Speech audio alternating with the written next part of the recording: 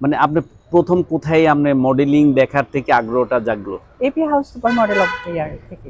মানে কার মাধ্যমে আসলেন? আমার ফ্রেন্ডের মাধ্যমে। আচ্ছা, আপনার মডেলিংটা শুরু কবে থেকে শুরু হয়েছে? 2023 থেকে। আচ্ছা, আপনি এমনি মডেলিং এর পাশাপাশি আর কি কি কাজ করেছেন? মডেলিং এর পাশাপাশি আমি তেমন কোনো কাজ করি না। মানে অভিনয়? না, অভিনয় না।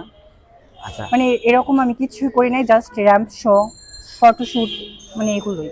আচ্ছা, আপনার ফটো সেশন এবং র্যাম শো দুইটাই তো আপনি করছেন, তাই না? জি। তা তার মাঝে কি আপনার কোনো অফার আসছে কিনা?